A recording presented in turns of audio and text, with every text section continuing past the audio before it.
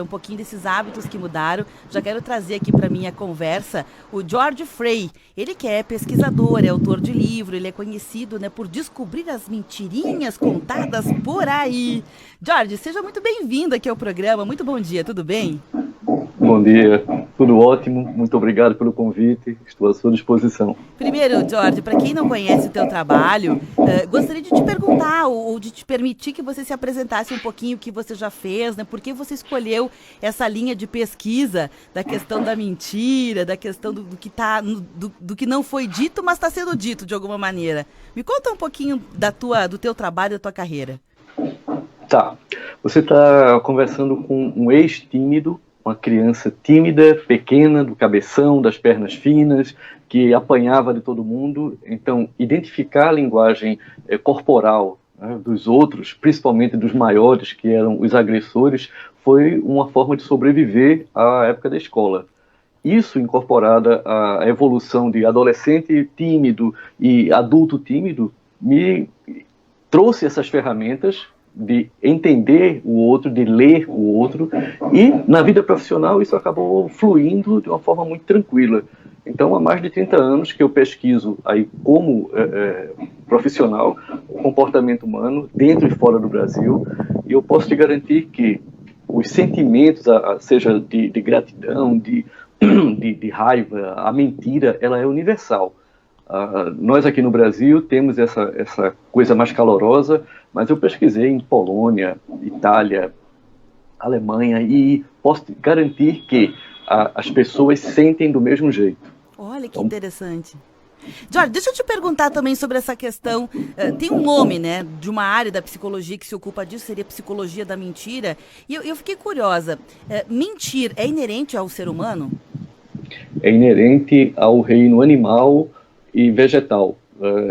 Mentir foi um processo de evolução do ser humano. Os nossos ancestrais nas cavernas já mentiam, porque, veja, eu não estou falando da mentira patológica, essa mentira prejudicial, essa mentira que prejudica a quem mente e a quem está por perto. Mas as mentiras do dia a dia, as mentiras sociais ou mentiras brancas, depende do especialista que esteja falando, mas uma pessoa normal chega a mentir 100 vezes por dia. Claro, a grande maioria dessas mentiras brancas, que podem ser um simples "Oi, tudo bem?" A pessoa responde "Tudo bom", quando de repente não está. Então, essa é uma mentira que torna a vida mais fácil. Imagine você cumprimentar uma pessoa no elevador e ela começar a desfiar um rosário de dores, mágoas, sofrimentos. Ficaria impossível as pessoas se relacionarem desse jeito. Então, a mentira é inerente ao ser humano, mas também você encontra isso nos mamíferos, nas aves, nos peixes, nas plantas. Então, a mentira, dentro dos limites de convivência, ela é tranquila. O problema é quando ela extrapola isso, quando ela vai para uma situação tóxica. Claro. Aí fica a grande questão que eu suponho que seja objeto, inclusive, das tuas pesquisas. Você tem um livro, inclusive, né? Eu sei que você mente. Sim, É sensacional, a capa é sensacional. Qual a obrigado. diferença? Qual é a linha que divide essa mentira que não é nociva, que é natural, que é inerente, que inclusive parece até um pouco protetora das relações, para aquela mentira que é Isso. nociva? Vamos lá, um exemplo prático. Existe a figura do mitômano. O mitômano é uma pessoa que vive dentro de uma bolha de mentiras.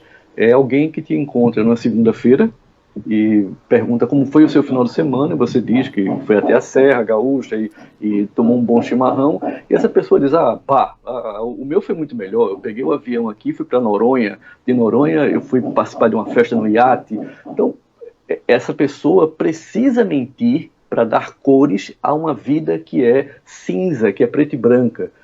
Então, essa figura do mitômano é um exemplo de como a mentira pode ser tóxica, pode ser prejudicial para esta pessoa. Ela mente tão frequentemente que as pessoas ao redor já sabem o que vem.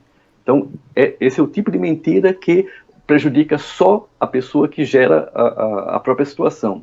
A mentira tóxica, numa situação muito mais ampla, eu posso usar muito facilmente o exemplo do psicopata. O psicopata ele elabora e ele produz as mentiras mais poderosas, mais convincentes, e aí convence todos os que estão ao redor e todos os que podem estar ao alcance dele, essa linha de convivência. Então, dois exemplos bem distintos, né? Uma pessoa que prejudica só a si mesma e a outra que não prejudica a si mesma, mas prejudica a muita gente ao redor. Jorge, eu sei que você, já falei, né, além de pesquisador, de ter escrito livro, eu sei que você mente, que dá estratégias, alguns conhecimentos para as pessoas fazerem essa detecção das mentiras, que eu achei bem interessante. Você também é criminólogo, comissário especial de polícia, gestor de segurança pública, enfim, tem várias formações nessa linha também. Então, com esse gancho, eu queria te perguntar, a gente por vezes vê, ou em filmes, ou em séries, nessas coisas policiais, mexem com o inconsciente coletivo, é um fenômeno, né? As pessoas parecem que tem um mistério ali, alguma coisa que nos é chamado quando tem uma mentira, essa coisa da psicopatia, do incompreensível, é meio que fenomenológico. Então eu queria te perguntar, o detector de mentiras, aquele que é um aparelhinho mesmo, ele funciona? Funciona com limitações que nos filmes, nos seriados, não parece existir, tá? O polígrafo, né, que é o nome do aparelhinho, ele detecta variações fisiológicas. Então, ele não vai dizer se a pessoa está mentindo ou falando a verdade. Ele vai acusar, através dos sensores, se aquela pessoa está contando uma verdade diferente daquela que ela contou antes. Exemplo simples. Quando a pessoa é ligada ao sismógrafo, ao polígrafo, desculpe, ela recebe perguntas de controle, que são aquelas perguntas onde o entrevistador já sabe qual é a resposta. O nome, o CPF, o endereço, coisas que, quando ela responde, todos os sensores indicam um tipo de reação fisiológica. Então, o aparelho é calibrado para detectar quando a pessoa está falando a verdade. Quando ela começa a mentir em determinadas perguntas, usando o exemplo do cinema, né, onde você estava meia-noite da sexta-feira passada, e ela diz que estava em casa quando não estava, o que o aparelho vai dizer é: essa resposta não corresponde às outras respostas verdadeiras. Então, a partir daí, o detetive, o comissário, quem estiver investigando, né, conduzindo o interrogatório, vai ter uma linha de condução das próximas perguntas. Ele funciona nesse aspecto.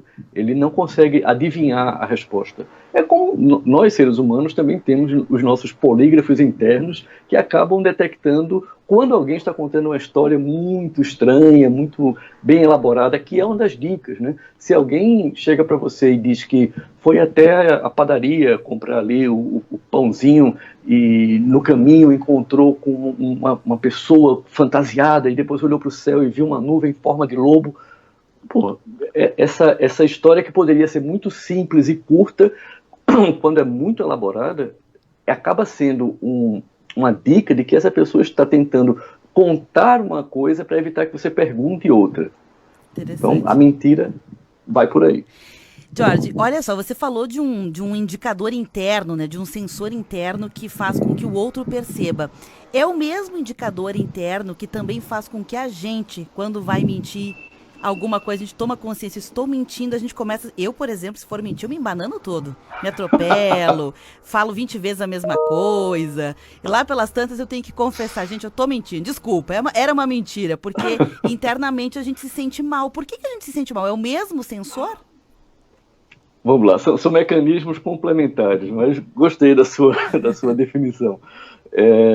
Quando nós precisamos mentir e não somos pessoas patologicamente sofríveis e doentes que precisam mentir, quando nós nos vemos na obrigação de mentir para salvar a própria pele, por exemplo, nós estamos cometendo uma violência contra o nosso próprio corpo. Então, a mentira é muito difícil, porque falar a verdade é muito mais fluido, é muito mais fácil. Se eu perguntar o que é que você tomou no café da manhã, você vai acessar o seu banco de memórias. Você vai só relatar isso. Se você quiser dizer que comeu caviar com champanhe no café da manhã, você vai ter que elaborar essa situação. Imaginar o champanhe, imaginar o caviar, que talvez seja até o teu café da manhã, não sei. Mas a pessoa precisa forçar uma situação.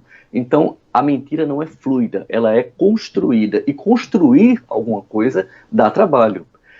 E quando você constrói alguma coisa que pode te trazer situações graves, incômodas, isso afeta a fisiologia. Por isso que a pessoa, quando está mentindo, ela acaba ficando meio robotizada. Ela trava, ela fica com um comportamento muito duro, fisicamente falando, e aí ela tem reações fisiológicas, como piscar muitos olhos, mais do que o normal, eu vou explicar depois porquê. A garganta seca, ela fica pigarreando, ou a voz altera, porque cordas vocais ressecadas provocam essa alteração vocal. Ela começa a dar sinais de ansiedade com as mãos, né? As mãos ficam se apertando, ou os dedos ficam batendo, os pés apontam para uma posição diferente, que deveriam estar apontados para o interlocutor. Então, existe uma série de comportamentos não voluntários, comportamentos não conscientes, que a pessoa que está mentindo demonstra, e o interlocutor, a pessoa que está ali conversando, acaba percebendo que há alguma coisa estranha, alguma coisa fora do padrão. Então, existem detectores internos que nós temos para comportamentos que são diferentes. Aquela pessoa não age assim no dia a dia, no normal, no cotidiano. Entendi. Nossa, que interessante isso. Minha série de perguntas, prometo, vai ser a última. Depois eu te permito falar um pouquinho sobre o tema, porque a gente tá usando... É que é um assunto extremamente instigante. Eu nunca tinha parado para pensar nisso. E são coisas realmente muito, muito da vida da gente. Tá aí no dia a dia, Sim. né? Tá no dia a dia. Jorge, você falou antes, lá no início da entrevista, sobre os psicopatas, né? E Sim. há vários estudos apontando que a gente não tem noção, quer dizer, dando a entender que tem muito mais psicopatas no meio social do que a gente imagina. Pronto. E que, inclusive, teria algumas profissões que favorecem que esses psicopatas, né, estivessem versando ali. Tem vários, eu já li várias coisas sobre isso. Eu queria te perguntar, a psicopatia, que daí seria uma patologia, diferencia aquele sem vergonha, o típico sem vergonha, que mente para tirar proveito pessoal, que mente para se dar bem, que é disso que a gente estava falando, a mentira nociva, né? Sim. Passa por cima de um outro para se dar bem, é essa que é a mentira nociva, né? Para aquela mentira que é a mentira da psicopatia, que quase cria um universo paralelo, que enreda as pessoas. Muitas pessoas que convivem com psicopatas não conseguem acreditar que aquilo que viveram por anos, muitas vezes, era uma completa mentira. Como as pessoas caem nessa rede de mentiras que parece ser tão verdade? Tem diferença, sem vergonha, com o psicopata? Muita. É preferível cruzar com 100 sem-vergonhas por dia do que com um psicopata uma vez na sua vida. O motivo é muito simples. O sem-vergonha, ele não tem essa capacidade de iludir, de mentir, de envolver que o psicopata tem. O sem-vergonha está ali, enrolando numa conta de bar, está ali empurrando para um colega de trabalho uma tarefa a mais. Esse é o malandro, é o sem vergonha, é alguém que você, com um pouco mais de atenção, ou na segunda tentativa de embromação que ele jogue, você vai entender e vai escantear esse cara. Até porque o sem vergonha, ele acaba em algum momento te passando aquelas reações fisiológicas que eu contei antes.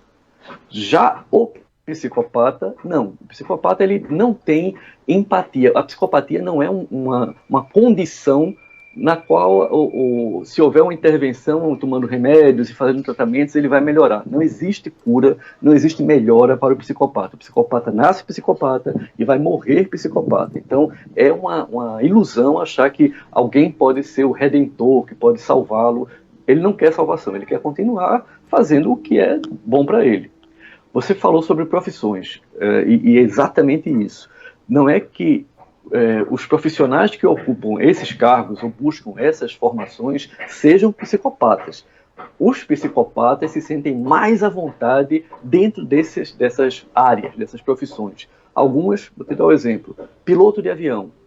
O piloto de avião que tem ali, sob o comando dele, sob a responsabilidade dele, 300, 400 vidas que estão lá embarcadas, esse cara consegue viver a síndrome de Deus. Ele é o responsável pela vida ou pela morte daquelas pessoas. O psicopata não pega o avião e joga numa montanha, como aconteceu há alguns anos atrás. Aquilo é um narcisista patológico. O psicopata vai ter o melhor desempenho para pousar e decolar e conduzir a aeronave. No máximo, para brincar com as emoções das pessoas, lá em cima ele vai dar uma sacudida no avião e vai dizer que conseguiu salvar as pessoas de uma turbulência enorme. Então, isso é o psicopata buscando essa situação. Você também tem psicopatas como cirurgiões, porque imagina a vida da pessoa está ali, o cara está todo aberto na mesa de cirurgia, e o cirurgião, que pode ser um psicopata, tem o domínio sobre a vida daquela pessoa. Líderes religiosos, líderes políticos, magistrados, juízes de todas as instâncias. Então, essas pessoas, os psicopatas procuram essas profissões porque eles conseguem ter um domínio sobre pessoas. Então, Uau. líderes de empresas, CEOs, né, eles também se encontram muitos aí. Agora, o psicopata tem uma carreira longa e brilhante. Ele consegue crescer muito em qualquer profissão que ele abrace, porque ele tem uma inteligência acima do normal. Ele usa essa inteligência para benefício próprio. Tem psicopata que casa, tem filhos, mas ele não consegue estabelecer laços de amor, de compaixão com essas pessoas.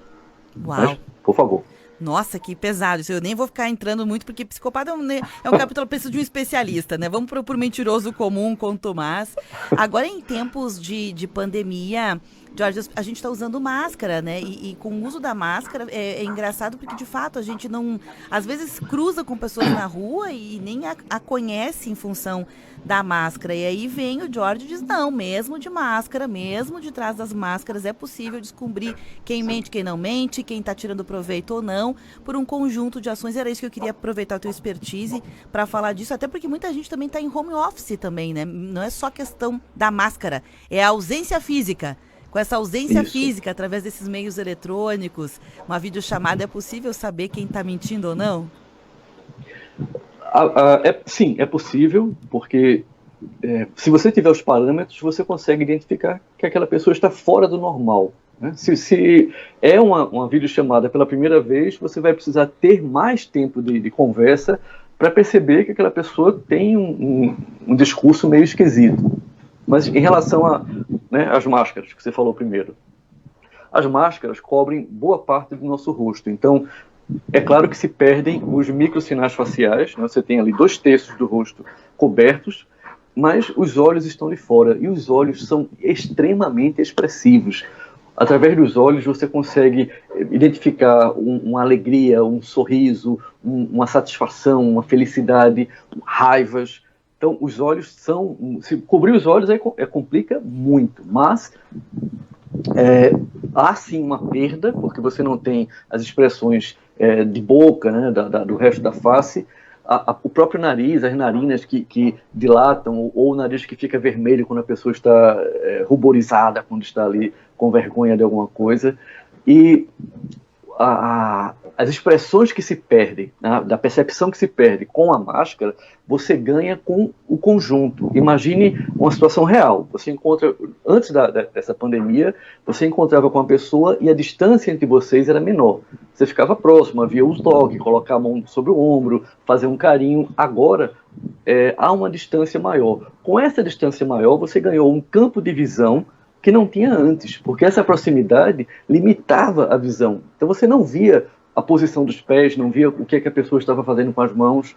Com esse 1 passo, 2 passos atrás, você consegue ver uma área maior, e aí você tem todo esse gestual, todo esse conjunto de reações comportamentais que a pessoa vai estar demonstrando ou vai estar tentando segurar, vai estar tentando conter para que você não perceba.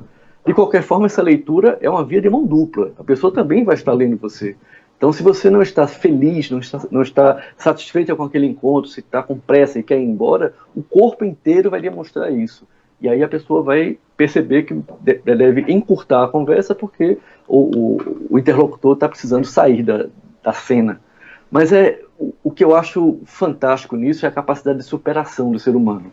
Nós, com máscaras ou sem máscaras, conseguimos nos adaptar muito facilmente. Se você imaginar que 2 meses atrás havia um sentimento muito profundo de angústia, dor, desespero, que o mundo ia acabar, hoje, ao seu redor, você consegue perceber que as pessoas voltaram em parte às suas atividades normais, o mundo continua acontecendo, o vírus ainda está aí, mas nós nos adaptamos a conviver com ele. Então, essa adaptação tirou muito da tensão que a gente via até 3, 4 semanas atrás, e isso vai acabar indo para um patamar normal. As máscaras continuarão, mas as pessoas ficarão menos tensas, e isso será perceptível só com um rápido exercício de atenção ao outro. Já dá para perceber isso.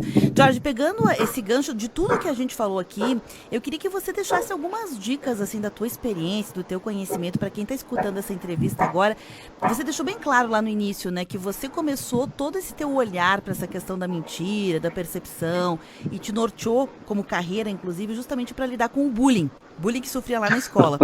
E a gente, não, tô falando sério, a gente sabe que hoje bullying é uma coisa normal, medo de assalto é uma coisa normal em grandes centros, como é o caso aqui também em Caxias do Sul, e agora usando máscara ficou mais ainda, porque a gente não tem percepções que talvez a gente tivesse sem a máscara, a gente vai ter que desenvolver, você acabou de dizer isso. Então, que dicas você deixa, assim, pra gente saber, entender ou buscar, né, para se proteger mesmo, como um escudo protetor, um conhecimento escudo protetor, para evitar ameaças, seja ela desde o bullying, que a gente vai ser atacado, ou ser atacado em outras situações, como um assalto. Eu não consigo imaginar outras situações da vida corriqueira. Tu veja que eu sou uma pessoa confiante, né? Eu acho que todo mundo é do bem, né? Mas se a gente se preparar, é melhor, né? Tá, eu acho que essa situação que nós estamos, que o mundo inteiro está vivendo de uma forma atípica, ela acabou trazendo um benefício que foi um músculo que estava atrofiado, que é o nosso instinto, que nós sempre, os nossos antepassados usavam com muita amplitude, os animais continuam usando, esse instinto primal, esse instinto que nós carregamos, mas que foi soterrado, foi sufocado pela razão e pela lógica, ele voltou rapidamente à tona, com o músculo ainda fraquinho, mas porque nós precisávamos lançar mão dele para conviver e para identificar, detectar essas ameaças que você falou. Já que nós conseguimos essa reconexão, mesmo que rápida com ele, vamos ampliar isso. Eu não estou falando em misticismo, não. Tá? A percepção extrasensorial, esse sentimento instintivo é nosso, está dentro da gente. Então, se nós começarmos a exercitar isso, vai ser muito, muito útil, porque ele de vez em quando atua e nós nem percebemos. Exemplo simples: você está voltando para casa de carro, fazendo a rota normal. Aí alguma vozinha que você não sabe de onde veio diz: não, faz um caminho diferente hoje. Ou então, chegando já perto de casa, faz: não para agora não, dá a volta no quarteirão. Isso é o instinto de sobrevivência, nossos sensores primais dizendo: tem perigo aí à frente. Então, respondendo a tua pergunta, eu acho que agora nós temos uma oportunidade de ouro fantástica de nos reconectarmos com mais força, darmos mais robustez a esse instinto nosso e criar, assim como você estava querendo, um mecanismo de defesa mais forte, mais apropriado para qualquer situação, porque ele vai funcionar dia e noite para qualquer coisa. Inclusive, se você estiver dormindo, ele vai estar atento lá e vai te acordar para evitar qualquer surpresa desagradável. É mais ou menos. Essa é a dica. Mais ou menos algo assim: acredite no seu desconfiômetro. Exatamente. Muito boa. Jorge, tem uma galera aqui na live: a Terezinha Halvax, a Aline Luz, a Odete Valentini, a Tânia Dalbó Eberly. A Terezinha, inclusive, me perguntou aqui se pode mostrar a capa do livro. Eu tô sem a capacidade de botar a tela aqui da capa. Tem o livro aí, Jorge? Tadá! Eita, aí, ó. É uma lupa, né? Tipo Sherlock Holmes. Aprenda. Eu sei que você mente. Esse livro está disponível onde, Jorge? Na Amazon. Existe inclusive, acho que é uma promoção que a editora lançou, e jogando ou o meu nome ou o nome do livro na Amazon, vai aparecer o dito cujo. Claro, são algumas técnicas que você ensina dessas questões corporais, né, que contém o livro, é isso? Sim, sim. Imagine que eu tive que condensar 35 anos de pesquisa e de vivência profissional num livro. Então, é o extrato do extrato do extrato. Isso aqui, o comportamento humano é assunto para uma enciclopédia inteira. Mas, como os dias de hoje pedem condensação, né, pedem que as coisas sejam pílulas, Então, apertei para transformar no livro. Bacana demais. Jorge, eu adorei conversar contigo hoje de manhã. Ajuda a gente a entender esse novo tempo. Bacana essa ideia de desenvolver um músculo, você chamou de músculo, né? Um instinto de sobrevivência. Muito legal isso. Para quem quiser te acompanhar, não sei se você tem redes sociais, que você também escreve ou deixa artigos sobre esse tempo moderno. Sim, eu tenho um canal no YouTube onde eu tenho várias dicas e várias pequenas aulas, tudo recheado temperado com bom humor. A vida sem humor não vale a pena, é uma vida muito chata. Eu criei, 10 anos atrás, a UAC, a Unidade de Análise do Comportamento Humano. Então, a sigla UACH, UAC Brasil, se você jogar isso no Google ou for direto no YouTube, vai estar lá o canal, e eu também interajo muito com os internautas que mandam sugestões de temas, e aí eu produzo vídeos em cima desses temas que eles pediram e sugeriram. Então, muito legal. O ACH está lá. Valeu. Jorge, muito obrigada pela presença aqui, viu? Tudo de bom. Sucesso sempre para você. Adorei. Estou à sua disposição. Gostaria de deixar aí um grande abraço. Irei a Caxias do Sul em breve, assim que toda essa situação maluca passar. Mas faço questão porque é uma cidade linda. Eu já vejo por fotos e filmes e estarei aí em breve. Venha nos visitar. Não deixe de passar aqui na rádio quando vier para cá. E a gente vai chamar outras vezes, tá, Jorge? Um abraço para você. Tudo de bom. Uma boa semana. Obrigadão.